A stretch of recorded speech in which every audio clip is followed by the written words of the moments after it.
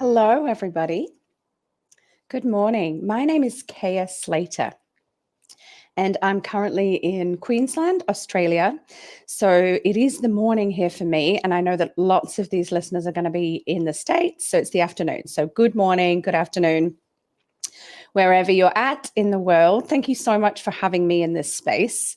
It is such a pleasure to be part of this amazing forum with this incredible organization and all of these incredible guest speakers. What an honor and a pleasure and a privilege to be involved. And also what an amazing, powerful group of people who've been speaking so far and who are yet to come. So I am honored and very grateful to be part of this. So my name is Kaya Slater, and I am originally from the UK and from India, half and half, Indian mother and UK father. I am now living and residing in Australia for the last 13 or 14 years, and I have been serving humanity in my industry now for 25 years, which is quite a long time. And basically, I would describe myself as a transformational empowerment coach and a holistic health professional. Due to all of the different layers of what I do, which is fairly complex and varied, there isn't sort of a name for what I do. I basically work with all of the different layers that is involved with health. Okay, so health, vitality, and well-being. So basically what I'm going to talk to you about today is a subject that I'm extremely passionate about, have written a book about, which is called The Path to Life, and have a signature program which has the same name, The Path to Life. The subject I'm going to talk to you about today is integrated health and wellness. And I think these terms are often thrown around quite a lot without there being an established or an embodied understanding of what is meant by integrated wellness, integrated health. It is really important that a human being understands that they are made up of different layers, and that all of the different layers need to be taken care of in order for us to thrive. And when we're truly thriving, it means that we're thriving physically, mentally, emotionally, and spiritually. And we can simplify things today by considering those 4 layers as the layers we're going to talk about. Now, there are more layers and they can be broken down more as well, but we're going to keep it simple because I only have a short amount of time with you. So if we look at it this way, that we have physical health, the physical body, mental health, the mind, thoughts. We have emotional health, the feelings, and then spiritual health or wellness. And this is 4 layers. This is 4 different layers that we must take care of, nurture, nourish, and support in order to create a foundation for complete wellness. So that's not saying that humans aren't going to be challenged by physical sickness or some mental health stuff or some emotional health stuff. This is part of life. But in terms of taking care of ourselves from a preventative angle, and also from a healing perspective, there always needs to be the awareness of following this path where we are taking care of all layers of ourselves. So when I say integrated health and wellness, I mean that there is an established, disciplined awareness over physical health, muscles, bones, tissues, glands, organs, nutrition, emotional health, the feelings, the expression, the self-expression, the speaking your truth, the noticing and being aware of different emotions and where they may be stuck and where they may be flowing, etc. The mental health, the thought, the mind, the balance of the mind, the clarity, the insight, the ability to receive wisdom that comes from your soul, and the spiritual health and wellness, where we remain connected to the truth that there is a higher power and there is something bigger than we are, whatever that means to us. For spiritual wellness, we're always able to really listen to that guidance of our soul and that guidance of our truth. We're really in tune with what is right for us and what isn't right for us. we understand that everything we do is for a bigger picture, and we understand that we're supported by the planets, by the earth, by the sky, by the elements, and that we're cyclic and we flow with the universe. The spiritual wellness is something that is really struggling in certain parts of the world today because we've become so disconnected from it because of what is available for us in the more technical world, or the more physical world. So a lot of us have forgotten those spiritual roots. Emotional health. We've been taught maybe not to talk, or not to express, or not to overshare, or to suck it up, or not cry, or be quiet. And so we've become disconnected from our emotions. Many people don't even know the difference between the emotions they're feeling because there was never any openness or discussion or learning or education about the difference between fear and anger and sadness and resistance and distraction and all of these different emotions that we feel as human beings. The mental health is such a challenge for so many people because it creates quite a lot of fear. Therefore, it creates a lack of understanding and a lack of support. And so there's a real quick giving medication and, like masking the symptoms of mental health, whereas we can actually do a lot for mental health by just becoming aware of it and then applying various different tools and practices. That doesn't mean that some people will not require medication. They will. And with that physical health, the exercise, the moving the body, the eating well, the lubricating the joints, the making sure the collagen levels are high, making sure we're getting the vitamins and minerals and supplements that we need to support our system, and, moving regularly and all of those other things. This is an integrated self-care system that is required for us to live our best life. And that is what I am here to do. I'm here to facilitate my clients and anyone that is drawn to work with me to live their best life, and to do that by creating a system for themselves where they are able to make sure that each part is being taken care of. Okay, so it can seem overwhelming for people in the beginning. A lot of people maybe are very happy with the way they physically take care of themselves. I hear this all the time in my work. Well, I eat really well and I exercise. I go to the gym 3 times a week. And so then there's a relationship with the physical body that is maybe enough, maybe not enough. Maybe empowered, maybe not empowered, maybe based in something that is actually not good for the person, or maybe they don't even know, they've not got enough advice. But maybe the physical world is being looked after. And a lot of people in the physical world who do take care of themselves physically, they believe, could be actually overtraining, not eating the right foods, pushing themselves too hard, etc. Some people are dominant in that physical world, so they take care of themselves physically, but they never quite get on top because their emotions are too turbulent, or their suppressed emotions from previous experiences have not been visited and healed, or nurtured, or expressed, or spoken through, or journaled through, or working with a counselor, etc.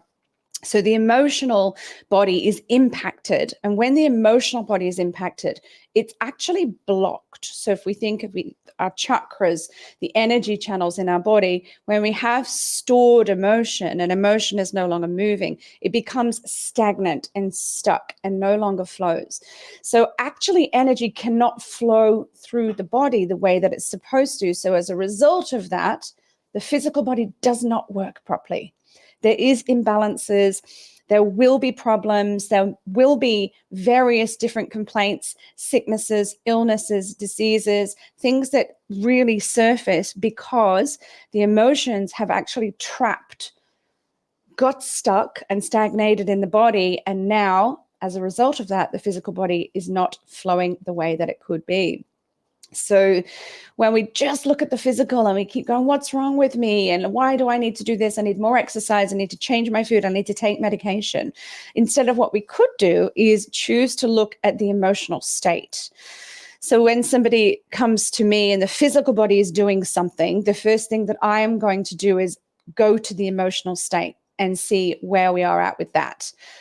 I believe, and in this energetic medicine that I work with and serve with, that any accumulation of trauma, negative energy, emotional stress, mental imbalance can create physical illness, disease, or stress, and sickness in the body. So when we look at it this way, we're expanding out a little beyond the physical and opening up to the fact that there could be an emotional component to our physical health conditions. And so many different physical conditions can be linked to parts of the emotional body that are struggling. For example, if we are, having problems with the lungs and the respiratory system, often we link that to grief that has been held in the body. If we're having issues with the stomach and the digestion and the bowel, that could be linked in some people to holding on to secrets, holding on to things that are unexpressed, not shared, not being fully open in emotional expression. The shoulders, shoulder pain, neck pain, back pain, we often say there's too much responsibility. So the emotional body is very stressed because we believe we have too many things to do. So the tension then just keeps building in the shoulders. And the list goes on. I could keep talking on that, but I won't. What I want to open up in you is that there is an emotional component to physical stress, illness, sickness, and disease. Apologies if you can hear the dog outside. I can hear it. So what we really want to do here is get effective and practiced with not just running to serve the physical body and to get things fixed, because this is what we do often in the West especially. We don't want to be in the discomfort of the headache or the back pain or the neck pain or the stomach disorders. We want to be out of it. So we need a quick fix, or we need someone to fix us, or there's something wrong, so we have to take medication, or, crack some Panadol in, or whatever we need to do, or go on a really strict diet, or, often we just need to open to the fact that there is an emotional component and be ready to look at that emotional component. And this is challenging for many because it is a confronting situation often when we have carefully suppressed and packed away our emotional trauma, which we all have because we're humans, and we have carefully packed that away, and then suddenly we are confronted with an opportunity to open it up again. It can be difficult, and I always recommend we do this working with a good, amazing, awesome, talented energy healer and coach, trainer, person that you really can communicate with and you find benefit from working with them. So with the work that I do, we always have an energy healing component as well as a coaching, facilitating, mentoring component, because I believe the two are hand in hand, as well as then all of the other bits that come into that too. So having that openness, what is the emotional thing? So next time you have a shoulder pain or a neck pain, or a pain in the stomach, or your digestion's off, close your eyes and just take a few deep breaths. And just ask yourself, what is going on with you right now? Where are your emotions? How are you feeling? Is there something that is not being expressed? Is there something traumatic that is bubbling at the surface? Is there something buried so deep that is continually causing you to be unwell? Emotion comes from the Latin emovere, which means to move out.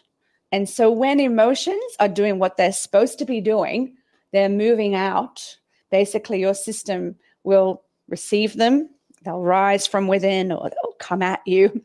And when they are left to do or allowed to do what they normally would do in an ideal world, they would be processed and then eliminated. Doesn't mean they're not going to come around again, but they will be then again processed and eliminated.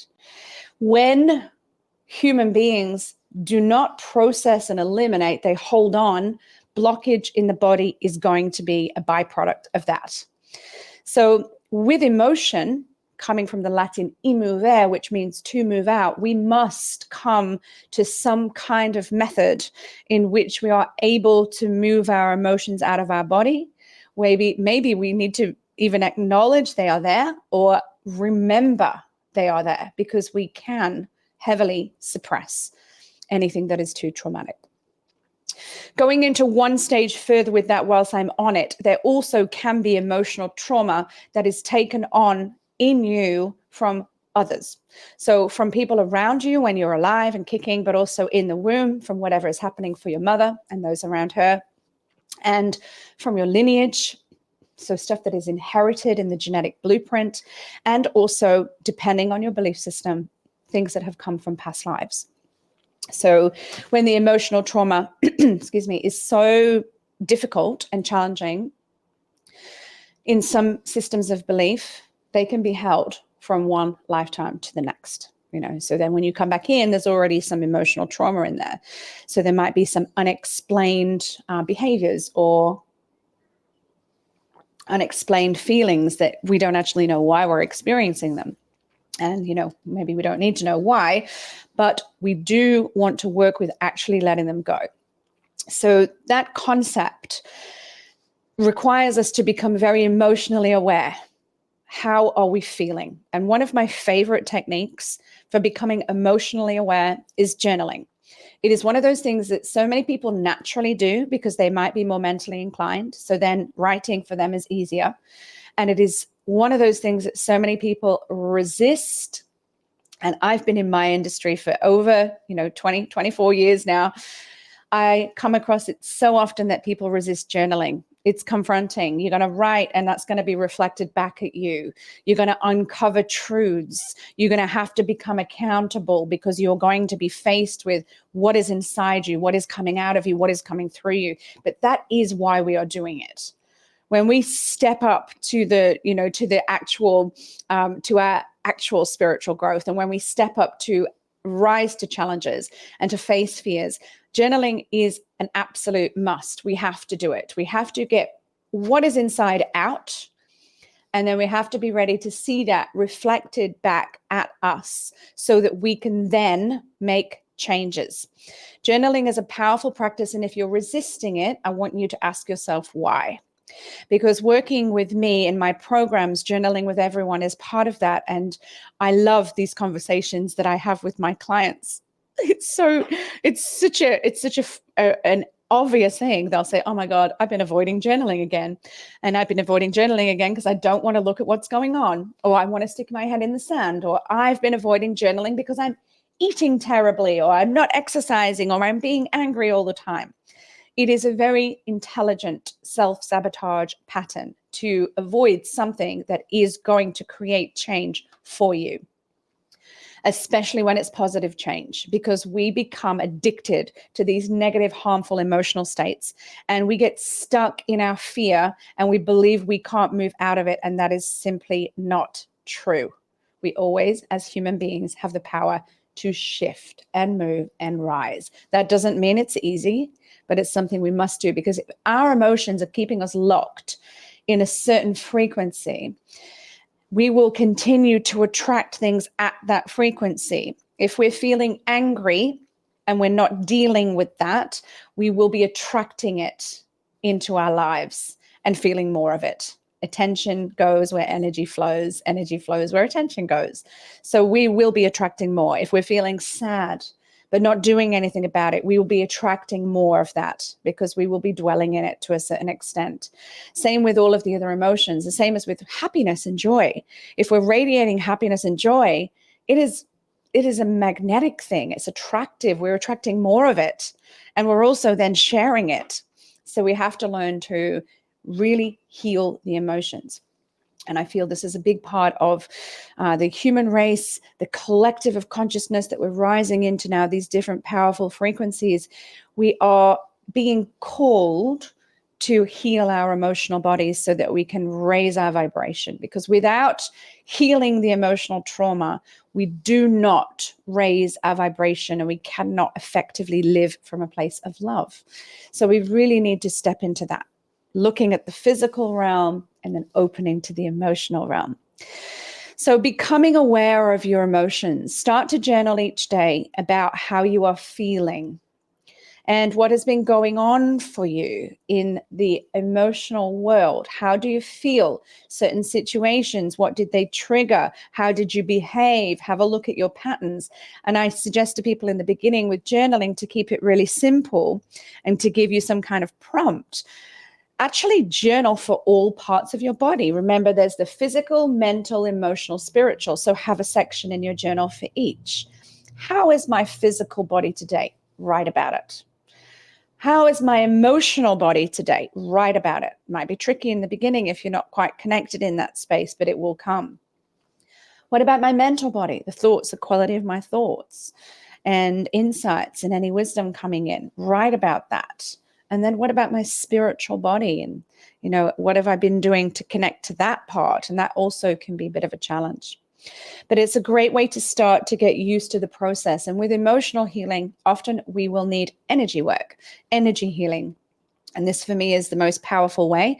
I'm a Reiki grandmaster. I work with 5 different lineages of Reiki. I teach them all. I also work with about 4 different types of energy healing within that. And energy healing is an extremely powerful way to dissolve negative emotions and to target stagnated, blocked emotions that are no longer flowing, to dissolve the negative frequencies and blockages and imbalances that are in your energy field and in your chakra system. It is a powerhouse method, and especially combined with really aligned talk therapy of some kind.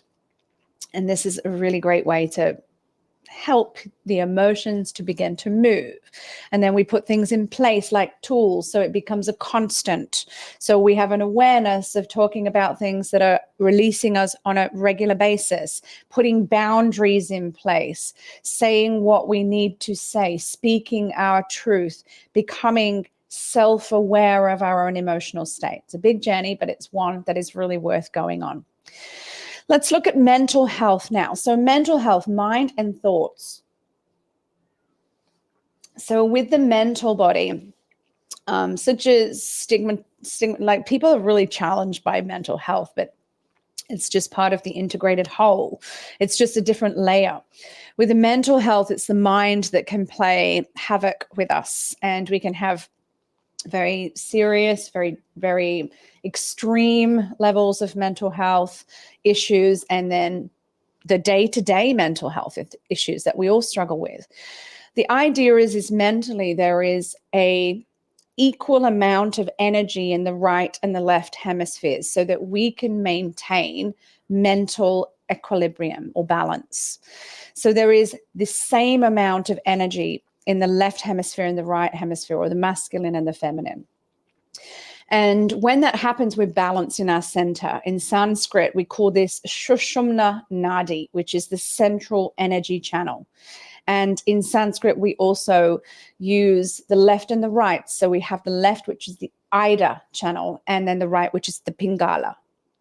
And that's explaining the energy channels that run into the center of the body, Sushumna, and then through the left, Ida, and through the right, Pingala. What we want is right and left to be equally distributing energy, equally having energy distributed to them so that the central line is really balanced. And when that happens, we have mental clarity and we have a very harmonious relationship with our receptivity around our spiritual insight, which means we are receiving our messages clearly from our soul or our spirit, whatever you want to look at that.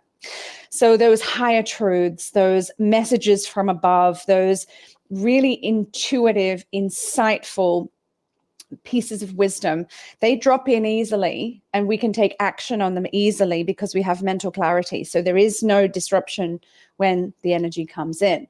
What happens with most of us at certain times of our life, or some of us more regularly than others, is that the mental clarity is not there. So there isn't an equality between both hemispheres. So we have a dominance either in the right hemisphere or in the left.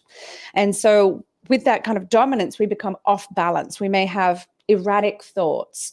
irregular thoughts. We may have a very busy mind and we can't sleep. We may have anxiety. We may overthink everything and ruminate, and so many different things when it comes to the way that we behave mentally. There might be more serious things: obsession, paranoia, disassociation. I'm not labeling anything from the medical model here. That's not my area. But whatever is going on in the mind is creating havoc for the body. So when the mind is not playing nicely, the emotions are then triggered. So the mind has its own little journey, and then the emotions will react as a response, or as a reaction, actually, to the thought that came in. And then we've got this double whammy. So we've got the thoughts are crazy, or something's going on that is very hard and we can't balance it. And then the emotions will react. So then we have that emotional trauma as well. And then the physical body is going to take the brunt of that stress. So again, we're just layering that wellness model.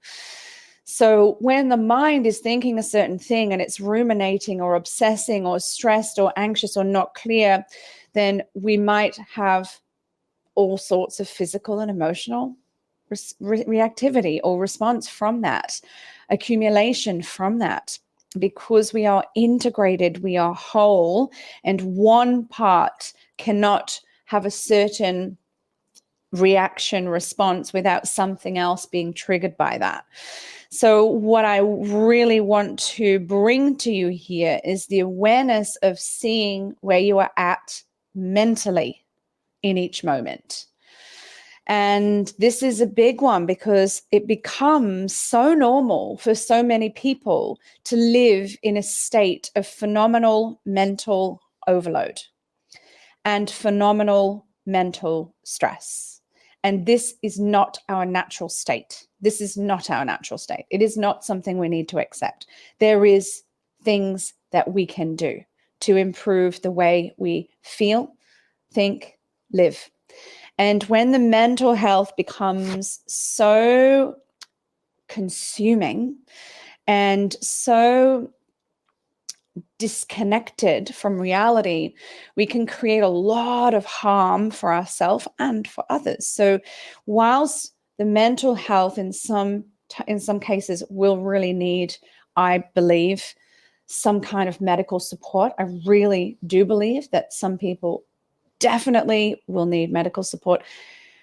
That's by the by, because what we can do from an energetic perspective is support ourselves mentally regardless. So whether or not we're taking medication, I've heard this many times, oh no, I don't need to do anything like that. I take antidepressants. Oh no, I don't need to do that. I'm on some tablets for my mental health. It's like, well, actually, you know what, this would be a really good complementary thing, because we can teach you tools that you then have that you can apply so that you can improve your mental health and your relationship with your mental health, so that we can, you know, become more aware mentally. So let's just go back and have a look. Physical accumulation, often the first thing people notice, but it's actually the thing that happens last, because if we notice mentally and emotionally what's happening in the right time, we might not even have it get to the physical body. But if we have that physical complaint, and then we look at the emotional layers and the mental layers, then we might be able to work with the mental layers and the emotional layers to alleviate physical trauma, disruption, and pain, or illness, sickness, disease.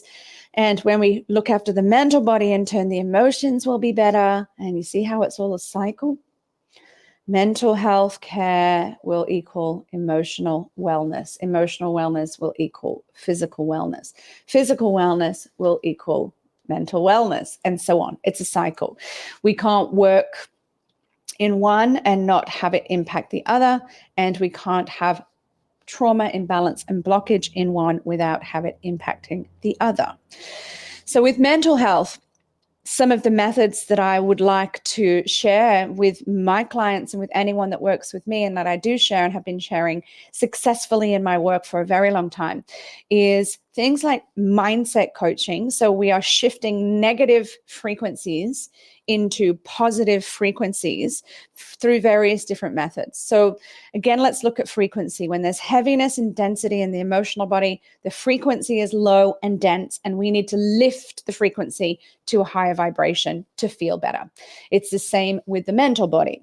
If there is mental stress, then there is density and heaviness and a lower frequency. So we need to lift the frequency, raise the vibration, and then we will create more mental harmony. So what I love is things like mindset coaching through affirmations, and we create affirmations for the individual. So I really want to highlight that.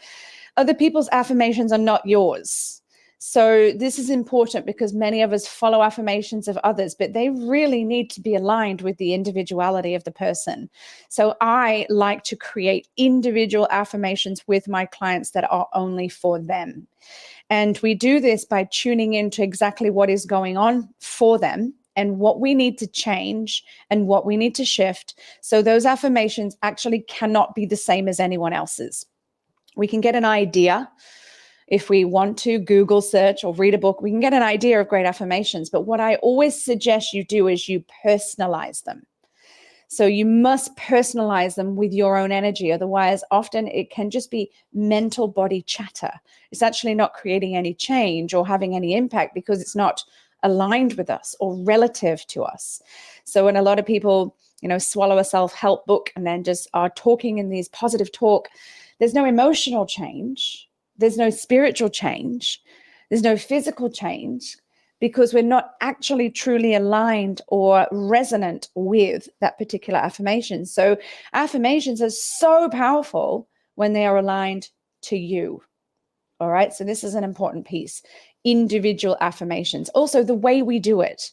We don't just read them out a few times. We actually have a practice. So we might look in the mirror and read them out loud 9 times, one for each plane of existence or one for each chakra, if you like.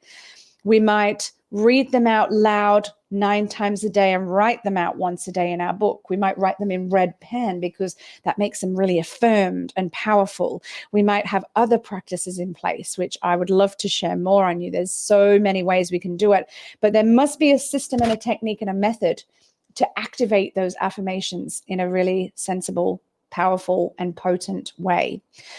Other things that I work with mindset coaching and the mind is mantra and repetition. So we can use mantras that come from ancient traditions. We can use mantras that come from many different cultures, backgrounds, traditions. We can use mantras that we create ourselves. The practice of mantra from a practical sense is to repeat something time and time again until it becomes embodied, or to practice something time and time again, to say it time and time again until we are no longer separate from it.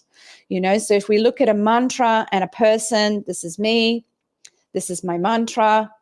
When I begin to chant it, I'm separate from it. That's why I need it. So it might be, let's look at something suitable and simple. So it might be, I am a magnet to money. Abundance comes to me easily.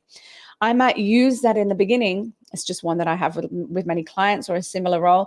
I might use that in the beginning because I don't feel that is true for me. And I feel as if I'm not one with that message. The more that I chant it and repeat it and say it, the more that I actually become one with it. So I'm over here, the mantra's over here, and we can look at it as object, subject, subjective and objective. They're separate. The more we chant it, the more we say it, the more we repeat it, the more it becomes true. And then it becomes one and we integrate with it. So we are no longer separate from it. And this is powerful, so powerful.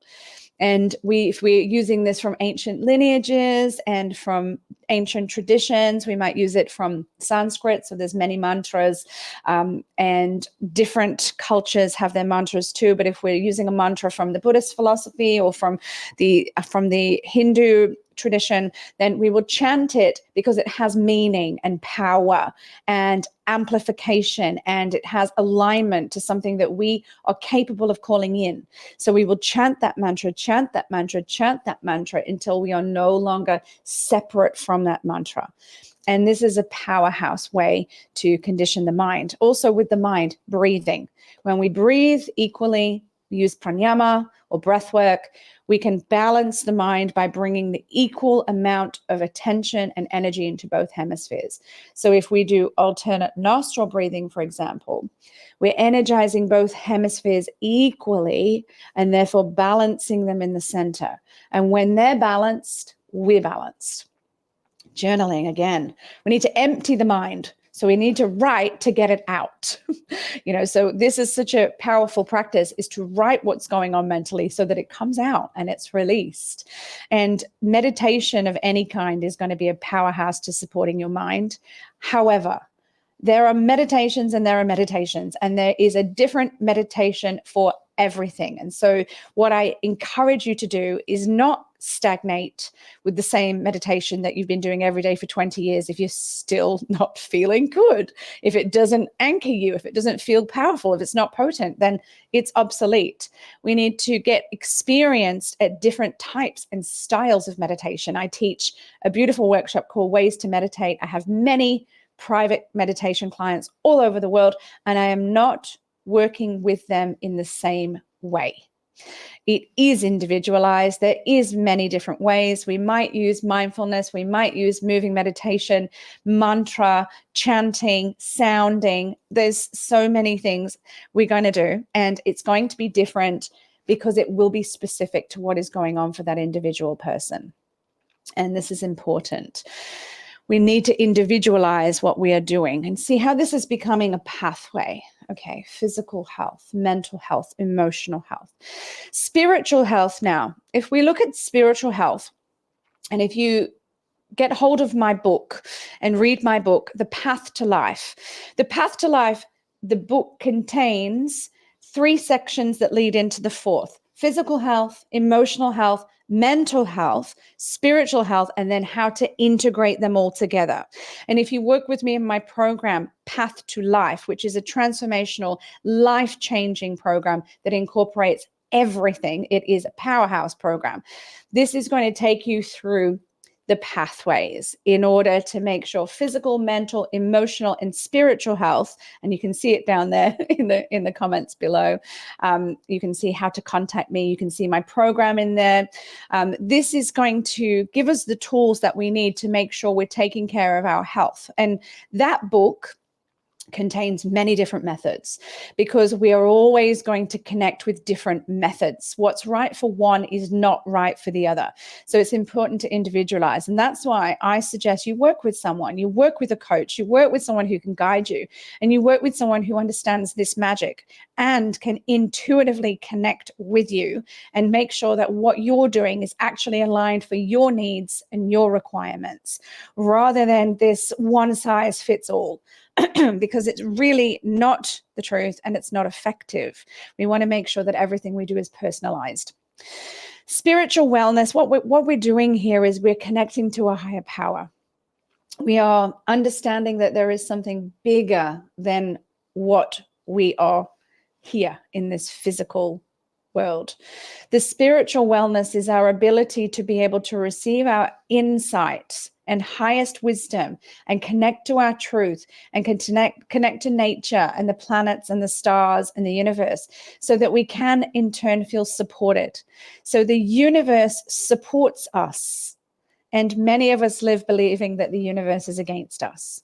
When we're spiritually aware, we step into an innate knowing that we are supported by the universe, and that if we are on the right path and taking care of ourselves and loving unconditionally and loving ourselves and being compassionate and physically taking care, emotionally taking care, mentally taking care, that we will be supported by the universe from a spiritual perspective.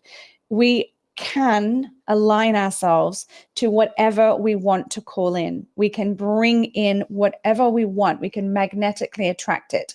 When we attract well, it's because we are clear. So if we are struggling with things like abundance and prosperity and making money and being loved and loving others, there is something at play in the physical, mental, emotional realm that is blocking you from your spiritual sourcing. So we have to follow the path to life, the steps, the self-care in the physical, mental, emotional realm, so that the spirit can soar through the body in this plane. Spiritual beings understand that we are a human here, right here and now, but we're actually a spiritual being having a human experience. So the soul already has its journey and its path, and it's here with a message. It's here with its essence, with its dharma, with its journey. And our physical, mental, and emotional body needs to get on board with allowing that to happen. And the soul simply cannot soar and thrive in a body that is struggling physically, mentally, or emotionally. So it is time for us to really get on top of our physical, mental, emotional wellness, so that our spiritual wellness can soar and we can live the life that we are here to live. If our physical body is holding us back, if our mental body is holding us back, and our emotional body is holding us back, it is an invitation. It's an invitation to acknowledge what is happening so that we can do something about it before it's too late. When the physical body is accumulated with stress, sickness, illness, and disease, it means that we've already allowed it to go too far. We've already missed messages intuitively. We've already allowed our mental health to take over, our emotional health to take over. And now the physical body is giving us a strong message. Now you need to wake up. Now you need to do something, because if this is in the physical body, it's gone too far. So we must hear that voice, the soul voice, the spirit voice that says, it is time to get up, to shift, and to make a change. It's not always going to be easy. That's why we must be supported. Human beings are designed to have support and to be in community. And when we require something that we cannot facilitate ourselves, we must call on external sources for that period of time that we require it. This is what we are designed to do.